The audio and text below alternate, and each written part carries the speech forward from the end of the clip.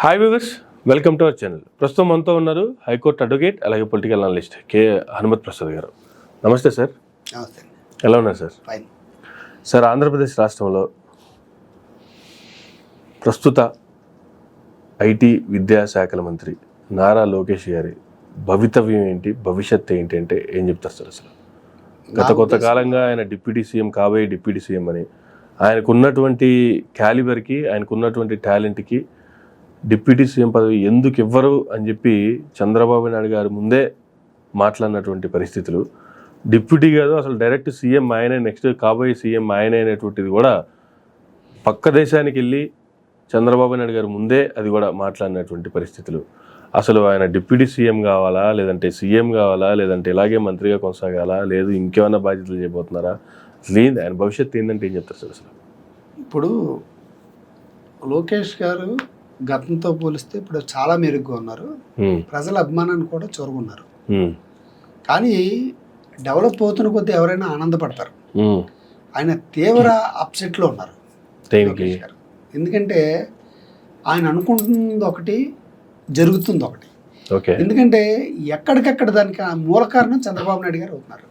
ఆయన అసంతృప్తి, తీవ్ర అసంతృప్తి చంద్రబాబు నాయుడు గారి మీద. అంటే ఆయనకి నచ్చని పనులు, అంటే మొదటి నుంచి చూసుకుంటే పవన్ కళ్యాణ్ గారిని ఆయన ముగింపు సభకు రాకుండానే ప్లాన్ చేశారు. అనూహ్యంగా ఆయన మళ్ళీ రావడం వచ్చింది. సో పవన్ కళ్యాణ్ గారికి అంత ఇంపార్టెన్స్ ఇవ్వడం అనేది లోకేష్ గారికి ఇష్టం లేదు. ఓకే. రెండోది, ఈ మూమెంట్లో నెక్స్ట్ ఈయనకి ఏజ్ పెరుగుతుంది. ఆంధ్రజ్యోతి ఏం చెప్పినట్టుగా ఏజ్ పెరుగుతుంది. అటువంటి పరిస్థితుల్లో ఇతనికి అవకాశం ఇవ్వకపోతే రేపు పొద్దున పార్టీ మనుగడే ఉండదు. ఓకే అన్నది ఉంది, గతంలో నిరూపితమైంది. ఇప్పుడు రాహుల్ గాంధీ గారికి అవకాశం ఇచ్చిన ఆయన చేజార్చుకున్నాడు. అవును, చేజార్చుకోవడం వల్ల ఈ రోజు వరకు పరిస్థితి ఏంటి? అతను ఎంపీ కింద ఉన్నాడు, రకరకాల కేసులతో అట్లా తిరుగుతున్నాడు. అవును. అటువంటి పరిస్థితులు రాకుండా ఇదివరకు అంతటే రాజకీయ చతురత చంద్రబాబు నాయుడు గారిలో కనపట్లేదు. లొంగిపోయి ఉన్నట్టుగా ఉంటుంది. ఇప్పుడు ఇటు పవన్ కళ్యాణ్ గారు మాట్లాడితే ఈయన కౌంటర్ ఇచ్చుకోలేని పరిస్థితి, బీజేపీ వాళ్ళు మాట్లాడితే కౌంటర్ ఇచ్చుకోలేని పరిస్థితి, రఘురామకృష్ణరాజు గారు మాట్లాడితే కౌంటర్ ఇచ్చుకోలేని పరిస్థితి. ఆ పరిస్థితిలో పార్టీని హోల్డ్ చేయలేకపోతున్నారు. ఇప్పుడు పార్టీ మీద గ్రిప్ ఉండట్లేదు చంద్రబాబు నాయుడు గారి. చూసుకుంటే ఎవరికి ఇష్టం వచ్చినట్టుగా వాళ్ళు మాట్లాడుతున్నారు. సో ఈ నేపథ్యంలో తను గ్రిప్లోకి పెట్టుకోవాలనుకుంటున్నాడు. మరి ఈయన ఎందుకు దొరుకుతున్నాడో తెలియదు, ఎక్కడికక్కడ ఆపుతున్నారు. ప్రజల్లో ఒక చైతన్యం వచ్చింది ఈయన ముఖ్యమంత్రిగా చేయాలని. అచ్చెన్నాయుడు గారి దగ్గర నుంచి, సీనియర్ సభ్యులు అచ్చెన్నాయుడు గారి దగ్గర నుంచి అందరూ కూడా, పిఠాపురం వర్మ గారు కూడా, పవన్ కళ్యాణ్ నియోజకవర్గంలో ఉండేటువంటి వర్మ గారు కూడా డిప్యూటీ సీఎం చేయాలని చెప్పి అన్ని రకాలుగా ఉంటే, ఒక డిప్యూటీ సీఎం చేయడానికి అంత వెనకాడుతున్నాడంటే చంద్రబాబు నాయుడు గారు ఒకవేళ సీఎం సీట్లో పవన్ కళ్యాణ్ కూర్చోబెట్టేస్తారేమో, విషయం ఏమీ చెప్పట్లేదు, ఏంటి కారణం అన్న ఒక భయం అన్నది పుట్టుకొచ్చింది. ఓకే. రేపు పొద్దున్న ఏంటంటే నేను అనుకునేది, నా వ్యక్తిగత అభిప్రాయం అంటే, ఇప్పుడు ఈయనకి వెన్నుపోట్లు పొడుచుకు పైకి వచ్చాడు కుటుంబంలో. రేపు పొద్దున్న ఎవరు? చంద్రబాబు నాయుడు గారు, ఎన్టీ రామారావు గారు. రేపు పొద్దున్న లోకేష్ను కూర్చోబెట్టేస్తే, వాళ్ళు నన్ను పక్క తప్పించేస్తే జరగచ్చు కదా. ఇప్పుడు బాలకృష్ణ కూడా ఎన్నుపోటు పొడిచినట్టే కదా, హరికృష్ణ కూడా ఎన్నుపోటు పొడిచినట్టే కదా, వాళ్ళ కుటుంబ సభ్యులందరూ ఎన్నుపోటు పొడిచినట్టే కదా ఎన్టీ రామారావు గారికి. అలాగే పక్కన పెడితే అన్న ఒక భయమో ఏ కారణం చేతో ఆయన అక్కడే ఉంచేదే తప్ప, అనాథరైజ్డ్గా చెల్లిస్తున్నాడు తప్ప అఫీషియల్గా మటుకు ఏమీ లేదు. ఇప్పుడు ఈయన తేల్చకపోతే రేపు పొద్దున పార్టీ మనుగడే ఇది అవుతుందని చెప్పి ఆయన ఏం చేస్తున్నాడు, ఇప్పుడు పోలిట్ బ్యూరో సభ్యుల్ని, సీనియర్లని అందరినీ పక్కా తప్పించేస్తున్నాడు. అంటే చంద్రబాబు నాయుడు గారికి వర్గం లేకుండా చేస్తున్నారు. ఓకే. ఇప్పుడు కొత్త వాళ్ళందరినీ వేసుకుంటే అది ఎవరి వర్గం అవుతుంది? లోకేష్ గారి వర్గం. చంద్రబాబు నాయుడు గారి వర్గం అవుతుందా? సీనియర్లందరినీ కావాలని తప్పిస్తున్నారు, మళ్ళీ మొదలవబోతుంది. ఇప్పుడు ఆ రకంగా చేస్తే ఇప్పుడు ఫస్ట్ ఏంటంటే లోకేష్ గారిలో అసంతృప్తిని తీసేయాలి, వాస్తవాలు చెప్పాలి ఏంటనేది. ఆయన ఎందుకు ఇవ్వట్లేదు ఆయనకు అర్థం కాదు. నిన్నటికి నిన్న ఆయన్ని చేయలేదని చెప్పి జాతీయ ప్రధాన కార్యదర్శి పదవికి వదిలేశాడు ఆయన లోకేష్ గారు, నిన్న అనౌన్స్ చేశాడు. సో ఇవన్నీ చూసుకుంటే ఏముంటుంది, దట్టు ఇప్పుడు ప్రజలు నిలబడాలి, మళ్ళీ మనం రావాలంటే ఏదో మసిపూసి మారేడికే చేయాలి. దాని తగ్గట్టుగా నేను ఏమి చేయలేను. అని చెప్పడం మాటలు ఉమ్, ఇవన్నీ ఆయనకి రుచించట్లేదు. ఇప్పుడు గతంలో ఎలక్షన్ ముందు ఏమన్నాడు, నాకు ఒక అవకాశం ఇవ్వండి, మళ్ళీ వచ్చే ఎలక్షన్ నేను ఉంటానో లేనో తెలియదు, ఇప్పుడే అవకాశం ఇవ్వండి అన్నాడు. ఉమ్, అంటే పార్టీ ఉండదా ఆయన లేకపోతే? అంతే కదా. ఇవన్నీ ఉన్నాయి కదా. ఉమ్, అంత హైగా పవన్ కళ్యాణ్ గారికి ఇచ్చేయడం అన్నది ఉమ్, ఇతనికి రుచించట్లేదు. ఓకే. అందువల్ల చంద్రబాబు నాయుడు గారు మరో మర్రి చెట్లో నీడలో లోకేష్ గారు ఉన్నట్టుగానే, ఉమ్, ఎందుకంటే వాళ్ళు ఇండివిజువల్గా వెళ్ళిపోతున్నారు. హైప్ చంద్రబాబు నాయుడు గారికి కూడా లేని హైప్ పవన్ కళ్యాణ్ గారికి వచ్చింది. ఉమ్, ఇప్పుడు ఏదైనా నువ్వు ఓపెన్గానే మాడతాడు, బహిరంగంగానే. నేను లెటర్ రాసాడు బహిరంగ లేక, ఉమ్, మొత్తం ఇది ఎక్కాక ఏదైనా బహిరంగంగానే మాడతాడు. బట్ ఇవన్నీ చూసుకుంటే రేపు పొద్దున్న ఇతను పక్కా దింపేసి బీజేపీ వాళ్ళు చంద్రబాబుని పవన్ కళ్యాణ్ పెట్టేసిన ఆశ్చర్యపోకలేదు. ఈ రోజు రేపట్లో ఏమీ అవ్వదు. ఓకే. ఇప్పుడు పొద్దున్న ఎలక్షన్ వచ్చింది, దేవుడి దయ వల్ల 4 సంవత్సరాలు కూడా చేస్తారని అనుకుందాం. చేశాక ఇప్పుడు ఇంత సక్సెస్ రేట్లో ఉన్నటువంటి పవన్ కళ్యాణ్ గారు ఇప్పుడు ఎన్ని సీట్లు అడుగుతారు? రఫ్గా చెప్పండి, మామూలుగా 20కి 20 గెలిచాడు. ఉమ్, ప్రభుత్వం సరిగా చేయట్లేదు అనేటువంటి భావనలో ఆయన ఉన్నాడు. ఉమ్, ఇప్పుడు ఎన్ని సీట్లు అడుగుతాడు ఆయన? కనీసం 50 అని అడుగుతాడు, 40 అని ఇస్తారు కదా, 70 అని అడుగుతారు కదా. ఉమ్, ఇప్పుడు బీజేపీ వాళ్ళు ఎన్ని అడుగుతారు? 30 అని అడుగుతారు. ఇప్పుడు ఇస్తే ఇందేమవుతుంది? ఇప్పుడు Okay. రేపు పొద్దున్న నువ్వు రాలేవు, నువ్వు చేసిన దాని వల్ల పథకాలు అవి లేవన్నారు, నీ పేరు మీద కానీ వెళ్తే ఏముండదు, ఆ 20 నువ్వు తీసుకో, పవన్ కళ్యాణ్ గారు నడిపిందాం, నీ మీద వ్యతిరేకత ఎక్కువగా ఉంది అని అంటారు. ఉమ్, అని అంటే అప్పుడు లోకేష్ గారి భవిష్యత్తు ఏంటి? ఇప్పుడు పగ్గాలు చేపట్టకపోతే తను చేయలేకపోతున్నాడు, ఓకే. పెట్టుబడి తేలేకపోతున్నాడు. ఉమ్, ఇప్పుడు ఎంత గీ పెట్టి అరుచుకున్నా, ఉమ్, ఇప్పుడు అదేదో సంక్రాంతి వస్తున్న అప్పట్లో గోదావరి గట్టు మీద అప్పట్లో గీ పెట్టి అరుచుకున్నా నేను నీకు దక్కన అన్నట్టుగా ఉమ్, ఈయన ఇన్ని రకాలుగా చేసుకున్నా ఒక్క ప్రాజెక్ట్ రావట్లేదు. ఉమ్, అందులో నిరాశ నిస్పృహలో ఉన్నాడు. నిరాశ నిస్పృహలో ఉండి ఈ రకరకాల ప్రజెంటేషన్లు ఇచ్చేస్తున్నారు. ఉమ్, 8 నెలలకి అలాగే చెప్తే ప్రజల్లో బోరు కొట్టేస్తే ఇంకా ప్రజలు ఇంకా ఫిక్స్ అయిపోతారు. ఉమ్, ఫిక్స్ అయిపోవు దానికి. ఉమ్, అప్పుడు ఇతని భవిష్యత్తు ఏంటి? అందువల్ల తీవ్ర నిరాశగా ఉన్నాడు అనుకున్నాను. ఆయన భవిష్యత్తు ఏంటంటే ఈయన ఉన్నంత వరకు ఆయన భవిష్యత్తు ఎదగడం అవ్వదు. ఉమ్, అందువల్ల దాని తగ్గట్టుగానే ఆయన ప్లాన్లు వేసుకుంటున్నాడు. ఈయన ఓకే. వర్గం లేకుండా చేస్తున్నాడు. ఉమ్, వర్గం లేకుండా చేస్తున్నాడంటే మరొక వెన్నుపోటు కార్యక్రమం జరగబోతుందా భవిష్యత్తులో ఉమ్, అన్నటువంటి విషయం అర్థమవుతుంది. డిప్యూటీ సీఎం చేయకపోతే, ఉమ్, లేకపోతే సీఎంకి ఇచ్చేసి ఆయన సెంట్రల్కి వెళ్ళకపోతే ఉమ్, మరొకటి ఏమన్నా జరుగుతుందా అనేటువంటి అనుమానం కొంతమంది మేధావులు ఉంది. అంటే వాళ్ళతో చర్చించినప్పుడు వాళ్ళ డిస్కషన్లో వచ్చినటువంటి విషయాన్ని నేను చెప్తున్నాను. ఉమ్, ఇది అఫ్కోర్స్ జరగకపోవచ్చు. ఓకే. లోకేష్ గారు మటుకు సాటిస్ఫాక్షన్ లేరు.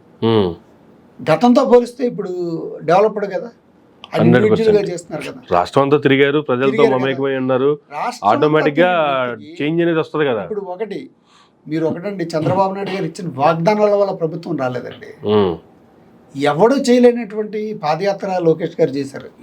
ఏ మాటకు ఆ మాట మాట్లాడుకోవాలి. అది ఒక రిస్కీ పాదయాత్ర. ఉమ్, అడుగడుగున అవరోధాలే జగన్మోహన్ రెడ్డి గారు కల్పించారు. ఉమ్, అంత రిస్కీ పాదయాత్ర చేస్తే అతను అరువుడు కదా, అతను చూసి ఓట్లేశారు.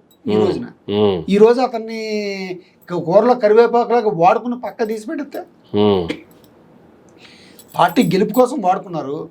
పార్టీ గెలిచాక అతను డిప్యూటీ సీఎం ఎవరు, అతను సీఎం అనడానికి వెళ్ళలేదు, ఇంకోటి అనడానికి వెళ్ళలేదు. ఈయన ఎప్పుడు చేస్తాడో తెలియదు, ఏ రకంగా చేస్తాడో తెలియదు. ఉమ్, ఇప్పుడు నిన్న నీతి ఆయోగ్ దాంట్లో ఆయన ఇచ్చిన ప్రజెంటేషన్ పార్టీకి నష్టం చేకూర్చేదా లాభం చేకూర్చేదా? ప్రజలు అన్నారు ఓన్లీ ఈరోజు చేయట్లేదు, రేపు చేస్తాడేమో అని. ఉమ్, ఇప్పుడు నేను చేయనని చెప్పేశాక ప్రజల్లో ఎలాంటి అభిప్రాయం కలుగుతుంది? అంటే పార్టీని ఎదగనిస్తున్నాడా, ఈయనే తొక్కేస్తున్నాడా? ఓకే. ఏంటి రీజన్? ఎవరికి భయపడుతున్నాడు, దేనికి భయపడుతున్నాడు, ఉమ్, ఎందుకు ఆ రకంగా అనౌన్స్ చేయవలసి వచ్చింది? ఇప్పుడు విజయసాయి రెడ్డి గారు ఎందుకు రాజీనామా చేశారో తెలియదు, ఏదో బలమైన కారణం ఉంది. ఆ కారణం ఏంటి ఎవరికి మడిచారు. ఉమ్, ఈరోజు 8 నెలలు తిరగకుండానే ప్రజలకు ఏదో చెప్తూ ఉంటే మనం ఈ రకమైన స్టేట్మెంట్ ఇచ్చారంటే ఏం జరిగి ఉంటుంది? ఉమ్, గతంలోనూ చంద్రబాబు నాయుడు గారు చేయలేదు ఏ పనులు. ఉమ్, కానీ నేను ఎప్పుడైనా 8 నెలల కాలంలో నేను చేయలేనని చెప్పాడా? అవును. ఆయన అన్నాడు ఏమీ చేయలేకపోయినా చేశాను అన్నాడు. చివరిలో అన్నాడు కేసీఆర్ గారే 2వ సారి గెలిచాడు, ఇన్ని పనులు చేసి నేనెందుకు గెలవను అన్నాడు. ఉమ్, ఇప్పుడు లాస్ట్ వరకు ఛాన్స్ ఉంది కదా, ఇప్పుడు ఎందుకు అనౌన్స్ చేశాడు? అది పార్టీని అధపాతాలను తొక్కేయడం కదా. ఉమ్, ఇన్ని సందేహాలు ఉంటాయి కదండి ఎవరికైనా. ఎవరైనా Okay. భవిష్యత్తు పోతుందంటే ఏం అర్థమవుతుంది? ఉమ్, ఇక్కడ నాతోటి అంతమైపోవాలనుకుంటున్నాడు ఆయన పార్టీని అన్న భావనలు కూడా వస్తున్నాయి. తెలుగుదేశం పార్టీ శ్రేణులు చాలా అసంతృప్తిగా ఉన్నారు. First okay. పక్క వాళ్ళు సంబరంగా చేసుకుంటారా లేదా అంత పక్కన, కానీ ఉమ్, ఇప్పుడు టప్మని నీళ్ళు జల్లినట్టుగా ఉంది.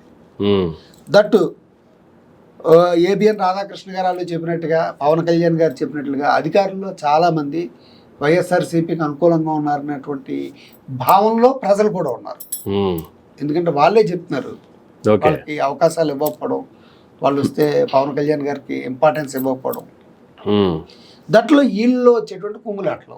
ఉమ్, పవన్ కళ్యాణ్ గారి మీద ఎంత అసంతృప్తిగా ఉన్నారు లోకేష్ అని తెలియజేయడానికి ఒకటి, ఉమ్, డిప్యూటీ సీఎం హోదాలో ఆయన క్షమాపణలు చెప్పడమే కాకుండా తిరుపతి ఇష్యూలో వాళ్ళ చేత కూడా చెప్పించగలిగారు. ఉమ్, ఫైనల్గా ఉమ్, లోకేష్ గారు అన్న ఆయన వ్యక్తిగత వ్యవహారం అన్నాడు.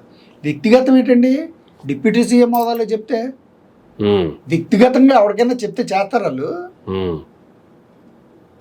డిప్యూటీ సీఎం హోదాలో చెప్తే వ్యక్తిగతం అన్నాడంటే ఆయనకి లేదని అర్థం. రెండోది, ఇంటర్నల్గా జనసేన వాళ్ళు అనుకుంటున్నటువంటి విషయం ఏంటంటే పవన్ కళ్యాణ్ గారికి ఏ మాటలు చెప్పినా ఎవడో పట్టించుకోవద్దని లోకేష్ గారు అన్నట్టుగా, ఉమ్, దానికి వీళ్ళు సైనికులు చాలా ఫీల్ అవుతున్నారు. మా పవన్ కళ్యాణ్ గారిని అంత ఇన్సల్ట్ చేస్తారు అన్నట్టు. ఉమ్, మరి ఆయన ఏంటంటే మీరు ఎవరో మాట్లాడద్దు అంటాడు ఆయన. అదో రాజకీయం, ఆయన మటుకు మాట్లాడతాడు. ఉమ్, మీరు ఎవరో మాట్లాడతాను బహిరంగంగా స్టేట్మెంట్ ఇస్తారు, ఆయన అది పాటించాలి కదా. ఆయన రెచ్చగొట్టేలాగా మీరేం చేస్తారు, ఇదే చేస్తారని మాట్లాడతారు. దాంతో ఇంక మాట్లాడరా ఉమ్, వాళ్ళ నాయకుడికి అవమానం జరిగితే. ఉమ్, అంటే అదో టైప్ రాజకీయం. అంటే వాత మనమే పెట్టాలి, వెన్న మనమే రాయాలి. జన సైనికుల్ని రెచ్చగొట్టేలాగా మాట్లాడేది పవన్ కళ్యాణ్ గారే. మళ్ళీ వాళ్ళంతా మాట్లాడేసరికి మీరేం మాట్లాడద్దు అన్నది అయింది. ఇంకా బీజేపీ పైనుంచి ఉమ్, చూస్తుంది. వాళ్ళకి కావాల్సింది ఏంటి? రాజకీయం ఎప్పుడు ఏ రకంగా తొక్కియాలి. వాళ్ళకి ఎవడి మీద ప్రేమ ఉండదు, ఎవడి మీద ఉండదు. మేము ఎదగాల, స్వయంగా ఎదగాలి. ఉమ్, పనికొచ్చారా ఉంచుకుంటారు, పనికి రాలేదా కేసులు తీస్తారు బయటికి. ఉమ్, ఫ్రమ్ ది బిగినింగ్ దాసోమానాల అంతే కదా. ఆ నేపథ్యంలో భాగంగానే కదా విజయసాయి రెడ్డి గారు వెళ్ళిపోయారు. ఉమ్, ఇప్పుడు తెలుగుదేశం వాళ్ళు బెదిరించారేమో అనుకున్నాం ముందు, వాళ్ళు కూడా అది చేసుకున్నారు. ఉమ్, ఆయన తెలుగుదేశానికి వ్యతిరేకంగా మాట్లాడారు. ఉమ్, మరి ఇంకేమి ఉంటుంది? తెలుగుదేశంలో జాయిన్ అవ్వరు, వాళ్ళు జాయిన్ చేసుకోరు. ఉమ్, జగన్మోహన్ రెడ్డి గారితో ఉన్నాడు, లేకపోవడం వల్ల వచ్చే నష్టం ఏమి లేదు. అయినప్పటికీ పక్కకి వెళ్ళారంటే అర్థం ఏంటి? పైనుంచి ఆడించేది ఎవడో ఉన్నాడు. ఓకే. ఆ ఆడేదే ఎవరు? అందరి దృష్టి అటువైపే. బీజేపీ వాళ్ళు ఆడిస్తున్నారు. ఉమ్, బీజేపీ వాళ్ళు పవన్ కళ్యాణ్తో మాట్లాడిస్తున్నారు. ఉమ్, అంటే ముందు నుయ్య వెనక్కు గొయ్య. ఎప్పుడు రెండు పాములు దగ్గర ఎట్టు కూర్చున్నారు, వీళ్ళు బోర ఊతున్నారు. బోర ఆపేసాడా పాములు కాటేస్తే అటు సైడ్ నుంచి ఇటు సైడ్ నుంచి. ఉమ్, పవన్ కళ్యాణ్ గారు రోజు రోజుకి గ్రిప్ పెంచుకుంటున్నారు. ఉమ్, బీజేపీ రోజు రోజుకి గ్రిప్ పెంచుకుంటుంది. ఉమ్, రోజు రోజుకి గ్రిప్ కోల్పోతుంది ఎవరంటే చంద్రబాబు నాయుడు గారు. ఉమ్, ఏమీ తేవలేపాడు, దానికి ప్రభుత్వం తరఫున బాధ్యత వహించాల్సింది ఆయనే. ఉమ్, మేమేమీ చేయలేమని చెప్పాడు, ప్రభుత్వం తరఫున బాధ్యత వహించింది వాళ్ళే. ఉమ్, తెలుగు తమ్ముళ్ళందరూ కూడా లోకేష్ గారిని డిప్యూటీ సీఎం కింద చూడాలన్నారు, అది కూడా చేయలేపారు. అక్కడ కూడా ఫెయిల్యూర్ అయ్యి దానికి బాధ్యత వహించింది వీళ్ళే. ఉమ్, వీళ్ళు రోజు పట్టు బిగిస్తుంటే చంద్రబాబు నాయుడు గారు పట్టు కోల్పోతున్నారు. ఉమ్, ఇది మటుకు వాస్తవం. ఉమ్. రేపు దీన్ని బేస్ చేసుకుని లోకేష్ గారు భవిత ఎలాగ ఉంటుంది అన్నది ఒకసారి ఆలోచించుకోండి. చంద్రబాబు నాయుడు గారు పట్టు కోల్పోయినా కూడా ఆయన అంత బహిరంగంగా మాట్లాడుతున్నప్పుడు ఆయన రాష్ట్రం మీదే పట్టు కోల్పోయారనాలా, పదవి మీదే పట్టు కోల్పోయారనాలా, లేదు వీళ్ళిద్దరిని సంతృప్తి పరచడంలో పట్టు కోల్పోయారనాలా, ఏ యాంగిల్లో పట్టు కోల్పోయారనుకోవచ్చు? ఇద్దరిని సంతృప్తి పరచడంలో పట్టు ఎప్పుడో కోల్పోయారు. ఓకే. ఎందుకంటే సంతృప్తి పరచలేదు కాబట్టి పవన్ కళ్యాణ్ గారు మాట్లాడుతున్నారు. ఆయన కంట్రోల్ చేయలేపారు, సంతృప్తి పరచలేపారు. ఓకే. ఓకే. అటు పవన్ కళ్యాణ్ గారికి సంతృప్తి లేదు, ఇటు లోకేష్ గారికి సంతృప్తి లేదు, అసలు సంతృప్తి లేదు. ఇప్పుడు విజయానికి మూలకారకుడి తెలుగుదేశం పార్టీని ఆ స్థాయిలో నుంచోబెట్టి ఎలాంటి డక్కా ముక్కీలు తిన్నటువంటి జగన్మోహన్ రెడ్డి గారిని 11 సీట్లకు పరిమితం చేసేటంటే అది లోకేష్ గారి విజయం కింద భావించాలా. ఆయన పాదయాత్ర వల్లే. పాదయాత్ర చేసింది ఎవడో ఓడిపోలేడు. ఓకే. అంతేనా? అలాంటి వ్యక్తిని ఈ రోజున కూరలో కరివేపాకులకు తీసి పడేస్తే ఉండదండి, పైకి చెప్పలేడు. అది వీళ్ళన్నీ యాక్షన్లో ఉంటారు. రాజకీయాలు ఇవన్నీ మామూలే. ఓకే. ఇప్పుడు వాళ్ళు పని చేయలేదన్నప్పుడు పక్కన పెడేస్తారు. ఉమ్. ములాయం సింగ్ యాదవ్ గారు ఏం చేశాడు? అఖిలేష్ యాదవ్ ఓకే. కామన్. ఉమ్. అటువంటి పరిస్థితి ఏమైనా ఉత్పన్నం అవుతుందేమో ఉమ్. పార్టీని రక్షించుకోవడానికి. ఉమ్. ఇప్పుడు ఎన్టీ రామారావు గారి చేతిలోంచి చంద్రబాబు నాయుడు గారు పార్టీని ఎందుకు లాక్కున్నారు? పార్టీని రక్షించడానికి, ఉమ్. అంతే కదా. ఉమ్. ఇప్పుడు అలాగ వదిలేస్తే పార్టీ పోతుందేమని భయం. రేపు పొద్దున అలాగ లోకేష్ గారు ఆలోచిస్తే సో ఇప్పుడు ఇప్పుడు చంద్రబాబు నాయుడు కోల్పోతున్నారు కదా. చంద్రబాబు నాయుడు గారు చేస్తున్న కామెంట్లు చూస్తుంటే పార్టీ చేజారిపోద్దు అనే భయం లోకేష్ గారిలో ఉంది. ఇప్పుడు నాలో కూడా ఉందండి. ఉమ్. పార్టీకి ఏంటి ఆయన అలాగే స్టేట్మెంట్ ఇచ్చాడండి. ఉమ్. మీకెంత భయం ఉన్నప్పుడు లోకేష్ గారికి ఇంకెంత భయం ఉండాలి ఉండాలి కదా. అన్నప్పుడు ఏం చేస్తారు? పార్టీని రక్షించుకోవాల్సిన బాధ్యత ఉంటుందా ఉండదా? అలాంటి పార్టీని రక్షించుకునే బాధ్యతను కానీ చేపడితే దాని ప్రయత్నంలో భాగంగానే ఒక్కొక్క స్టెప్ వేస్తున్నారు. మొత్తం సీనియర్లందరినీ ఇంటికి పంపిస్తున్నారు ఏ రకంగా లేకుండా. వాళ్ళ ఏజ్లో ఉండేటువంటి యువతకి పాలిట్ బ్యూరోలో అవకాశం ఇస్తున్నారు. ఎందుకు అవకాశం ఇస్తున్నారు అంటే సీనియర్లు లోకేష్ చెప్పింది వినరు. చంద్రబాబు నాయుడు గారి వర్గం నిన్న కాక మనం పుట్టాడు ఎంతకి మనం ఏంటి ఇచ్చేది అనేసి. ఇప్పుడు వాళ్ళని పక్క తీసి పడేస్తే చంద్రబాబు నాయుడు గారికి వర్గం ఏముంది? వీళ్ళందరూ వీళ్ళు అవుతాయి. For example Yanamala Ramakrishnudu right hand అంటాడు, సెకండ్ సీఎం లాంటి వ్యక్తి అనుకుందాం చంద్రబాబు నాయుడు గారు. అలాంటి యనమల రామకృష్ణుడు గారి మీద ఎంత ట్రోల్ చేశారు? అవును. అంటే ఏంటంటే ఏదో ఆయన చెప్పుకొచ్చాడు ఇక్కడ ఎలా జరుగుతుంది చౌదరి అన్నందుకు తెలుగుదేశం పార్టీలో వ్యక్తి అంటే ఆలే పోయేలాగా ఈ చేయించింది ఎవరు? ఓకే, లోకేష్ గారి వర్గం కదా. ఇప్పుడు ఏబి వెంకటేశ్వర గారు ఏవో కులపరంగా మాట్లాడారు. అది తెలుగుదేశానికి ప్లస్ పాయింటా మైనస్ పాయింటా? 100% మైనసే కదా. ఇప్పుడు ఇలా పట్టు చేజారిపోతున్నట్టే కదా ఎవరో పడితే వాళ్ళు చేసింది. ఇప్పుడు రఘురామ కృష్ణరాజు గారు తీవ్ర అసంతృప్తితో ఉన్నారు. ఈ డిప్యూటీ స్పీకర్ అయినా మాట్లాడకపోయినా ఇక్కడికి వచ్చి మాట్లాడుతున్నాడు. ఏమన్నా ఎందుకు అరెస్ట్ చేయలేదని అడుగుతున్నాడు. ఇంక దీనికంటే అదే బెటర్ అన్న కామెంట్లు కూడా అంతే కదా. అది లేకపోతే నేను కూర్చొని రచ్చకుండా పెట్టుకుని యథేచ్ఛగా చెప్పుకున్నాను. స్పీకర్ డిప్యూటీ స్పీకర్ అంటాడు, స్పీకర్ కూడా కాదు ఆయన. అవునా సెలవు పెడితే ఈయన ఎక్కుతాడు.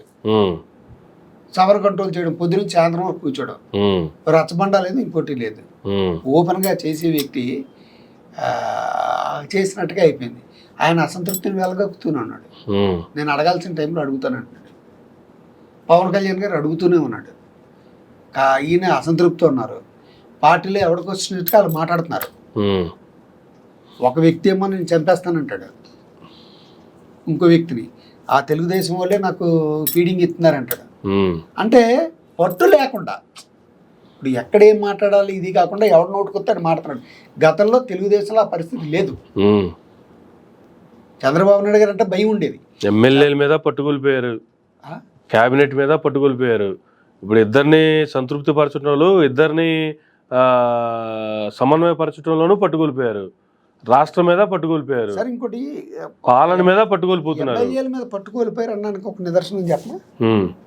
ఇప్పుడు నిన్న ఇష్యూ చూసుకోండి, నెల్లూరులో నారాయణ గారు వర్సెస్ ఆయన కోటన్ రెడ్డి గారు ఎంత అసంతృప్తితో ఉన్నారు. అవును, ఆయన వచ్చింది అసంతృప్తి. గతంలో ఆయన మీ పార్టీలోకి వచ్చింది అసంతృప్తితో. ఒకటి మిస్ అయింది అంటూ నిన్న మాట్లాడాడు ఆ సినిమాలో డైలాగ్. ఆ ఒకటి ఏంటనుకున్నారు ఇండైరెక్ట్ గా చంద్రబాబు నాయుడు గారు మంత్రులైనా సరే ఒకళ్ళ నియోజకవర్గాల్లో ఒక లీడ్ ఎట్టకండి అన్నాడు. వాళ్ళ నియోజకవర్గాల్లో వేలు పెడుతున్నాడు. కోటన్ రెడ్డికి వ్యతిరేకంగా ఉన్న వర్గాలకు అన్ని పనులు చూపెట్టేస్తున్నారు. కోటన్ రెడ్డి గారికి అనుకూలంగా ఉండేటువంటి ఆఫీసర్లను ట్రాన్స్ఫర్ చేస్తున్నారు, కాంట్రాక్టులు ఇస్తున్నారు. అసలు వాళ్ళ నియోజకవర్గంలోకి ఇది రూరల్ టౌన్, ఆయన రూరల్ మొత్తం 52 అనుకుంటా కార్పొరేట్లు, అందులో 26, 28, 26 వాళ్ళది 28. ఈ సీట్లలోకి వచ్చేసి నారాయణ గారు పెడుతుంటే ఎక్కడికక్కడ నారాయణ గారికి హైకమాండ్కి లెటర్లు కూడా రాశాడు. ఇంకా బహిరంగంగా మాట్లాడలేదు కానీ హైకమాండ్ దృష్టి వరకు తీసుకెళ్ళాడు. ఇప్పుడు నారాయణ గారి మీద కంట్రోల్ చేసేటువంటి పరిస్థితి చంద్రబాబు నాయుడు గారికి ఉందా? లేదు. ఒకళ్ళని మంత్రులు ఆ మా నియోజకవర్గంలో ఏలేడుతున్నారు అనేటువంటి కంప్లైంట్లు చాలా మంది ఉన్నాయి. ఏంటి ఇసుక పాటల దగ్గర కానీ రీచ్ల దగ్గర కానీ వాళ్ళకి ఉన్నాయి చాలా డిస్ప్యూట్స్. ఇప్పుడు ఎక్కడ పట్టుంది? ఇవన్నీ పెరిగి పెరిగి పెరిగి పెరిగి ఇప్పుడు అతని లోకేష్ గారు ఏమనుకుంటే నువ్వు కంట్రోల్ చేయలేకపోతున్నావు, నన్ను చేయనివ్వట్లేదు. ఇప్పుడు నాకు ఇచ్చి చూడు నేను ఎలా చేస్తాను ఇలా నువ్వు చేయకపోతే నేను చేయకపోతే ఇప్పుడు పార్టీ మొత్తం పార్టీ మన చేతిలోంచి జారిపోద్ది. అన్న భావన ఉమ్, బాగా మొలకెత్తి వృక్షం కింద మొలకెడితే తర్వాత జరిగేది పార్టీని రక్షించుకోవడానికి ఉమ్, చర్యలు చేపట్టవలసి ఉంటది. ఉమ్, అయినా లోకేష్ గారి మీద ఒత్తిడి పెరుగుతుంది, ఉమ్, ప్రజల దగ్గర నుంచి ఒత్తిడి పెరుగుతుంది కదా. ఓకే. పత్రికలు కూడా చంద్రబాబు నాయుడు గారిని అన్ఫిట్ అన్నట్టుగానే మాట్లాడాయి. ఉమ్, అవును, డైరెక్ట్గా చెప్తున్నారు కదా, మీరు దీన్ని సామరస్యంగా మీరు పరిష్కరించలేకపోతే, ఎక్కడికే మీరు పులి స్టాప్ పెట్టకపోతే అని అన్నారు కదా. ఉమ్, ఇప్పుడు అన్నప్పుడు దానికి పరోక్షంగా అతనికి మూతం ఇచ్చినట్టే కదా, ప్రజల్లో కూడా అది వెళ్తుంది కదా. అంతే కదా. అయ్యో లోకేష్ గారు అవ్వాల్సిన వ్యక్తిని ఈయన ఎందుకు ఇలా అడ్డుతున్నాడు, ఎందుకు ఇలా చేస్తున్నాడు ఉమ్, అన్నది బాగుంది. ఎందుకు అడ్డుతున్నాడు, ఎందుకు చేస్తున్నాడు అని డౌట్ వస్తే మళ్ళీ అన్ని దారులు తెలిసి అటు సైడ్ చూపిస్తాయి అంతేగా. అక్కడికి వెళ్ళి. ఉమ్, సో దీన్ని ఎలాగ అవుట్కమ్ చేస్తారో, ఎలాగ సాల్వ్ చేస్తారో, లేకపోతే ఇలాగ కూటమి కుంపట్ల జ్వాలల్లో మళ్ళీ పాత ప్రభుత్వాన్ని మళ్ళీ తీసుకొచ్చేయడానికి అవకాశం కల్పిస్తారు. ఉమ్, ఇప్పుడు ఏంటంటే వీళ్ళ మీద ప్రతి చోట కూడా అధికార పక్షంలో తప్పులు కాదండి, అధికార పక్షం మీద ఉండేటువంటి వ్యతిరేకత వల్లే ప్రతిపక్షం పార్టీలోకి వస్తుంది. అంతే కదా. అంటే వాళ్ళకి గెలుపు సునాయాసం చేస్తారు. ఉమ్, ఇప్పుడు అదే కదా పవన్ కళ్యాణ్ గారు అన్నది, మీరు బహిరంగంగా మాట్లాడకండి, అది అవతల వాళ్ళకి అవకాశం వచ్చేటువంటి విధంగా ఉంది. ఉమ్, అంటే ఏంటి, మన ప్రవర్తన ఆల్మోస్ట్ ఆల్ వాళ్ళకి పాజిటివ్ ప్లస్ అయిపోయింది ఉమ్, అన్న భావన ఇల్లు ఉండబట్టే కదా అంతే కదా. బహిరంగంగా లెటర్ రాశారు. ఉమ్, అంటే మన ప్రవర్తన వాళ్ళు పుంజుకుంటున్నారు ఉమ్, అన్న భావన, అంటే మన ప్రవర్తన రాంగ్గా ఉందని చెప్పడమే కదా ఒక లెటర్ రాశారంటే.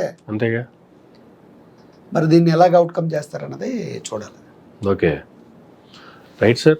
చాలా విషయాలు, చాలా మందిలో ఉన్నటువంటి అసంతృప్తి, ఏ రకంగా ఎవరెవరిలో అసంతృప్తి ఏ రేంజ్లో ఉందనేది కూడా చాలా కళ్ళగట్టినట్టుగా వివరించారు. Thank you sir. ఇదండి ఈనాటి ఇంటర్వ్యూ. మరో గంటలో మళ్ళీ కలుద్దాం. చూస్తూనే ఉండండి మైరా మీడియా.